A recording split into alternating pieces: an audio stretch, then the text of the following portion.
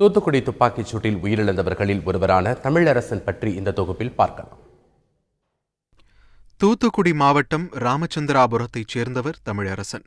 44 வயதான இவர் தூத்துக்குடியில் தனியார் நிறுவனம் ஒன்றில் வேலை பார்த்து வந்தார். தந்தையும் அண்ணனும் ஏற்கனவே இறந்துவிட்ட நிலையில் குடும்ப பொறுப்பு முழுவதையும் தமிழரசன் கவனித்து வந்துள்ளார். சமூக சேவைகளில் அதிக ஈடுபாடு கொண்ட தமிழரசன் கடந்த 1996ஆம் ஆண்டு முதல் ஸ்டெர்லைட்டிற்கு எதிராக குரல் கொடுத்து வந்துள்ளார். இந்நிலையில்தான் கடந்த 22ஆம் தேதி நடந்த போராட்டத்தில் துப்பாக்கி குண்டு அவரை காவு வாங்கியுள்ளது. ஏன் சுட்டாங்க? கையில் சாப்பாடு எடுத்துகிட்டு போகிறாங்க, கடை அடைப்புன்னு சொல்லிட்டு. சாப்பாடு, பிஸ்கெட்டு, தண்ணி இப்படி கொண்டு போனவங்களை சுட்டு கொல்றதுக்கு யாருமா அதிகாரம் கொடுத்தா சொல்லுங்கள்?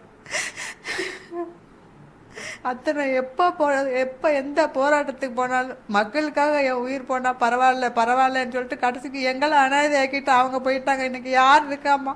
வீட்டில் இருந்து தமிழரசன் சென்றபோது போராட்டம் வெற்றி பெற்ற பின்தான் வீடு திரும்புவேன் என்று கூறியவர் திரும்பி வரவே இல்லை என்று சொல்லி கண்ணீர் வடிக்கின்றனர் உறவினர்கள். ப்ரீ பிளான்ட் மர்டர் அப்படின்னு தான் நாங்கள் எங்கள் குடும்பத்தில் சொல்லுவோமே தவிர இதில் வேற எந்த மாற்றுக்கிறதுக்கு இடம் இல்லை.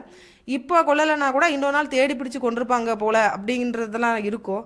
ஸோ எங்கள் கண்ணீர்லாம் வத்தி போய் இப்போ நாங்கள் கடும் கோவத்தில், அரசு மேலேயும் சரி எல்லார் மேலேயும் கடும் கோவத்தில் இருக்கோம். இதற்கான தீர்வு எங்கள் சித்தப்பாவுக்கு ஒன்றே ஒன்று தான். அவரோட உயிர் நீத்ததுக்கு காரணம் ஸ்டெர்லைட்டால் இந்த மாவட்டத்திலிருந்து தூக்கப்பட வேணும். வேற இந்த தமிழ்நாட்டில் எங்கேயுமே இருக்கக்கூடாது. பொது சேவைக்காக தமிழரசன் திருமணம் செய்யவே மறுத்துவிட்டதாக சொல்கின்றனர் அவரது உறவினர்கள். ஏற்கனவே அவர்கிட்ட பலமுறை சொல்லியிருக்கேன், ஒரு கல்யாணம் பண்ணுங்க அப்படின்னு சொல்லும்போது, நான் ஒரு பொது நலவாதி, அதாவது பொது சேவைக்காகவே இருக்கிறவன், ஒரு குடும்பம் ஆச்சுன்னா என்னை அதில் கட்டுப்படுத்திடுவீங்க, ஆனால் எனக்கு குடும்பமே வேணாம், நான் என்னை எங்கள் அம்மாவையும் பார்த்துக்கிறேன், பொது சேவையும் பார்த்துக்கிறேன் அப்படின்னு போயிட்டு கடைசி அப்படி ஒரு துரதிருஷ்டமாக இறக்க வேண்டிய சூழ்நிலை ஆகிப்போச்சு.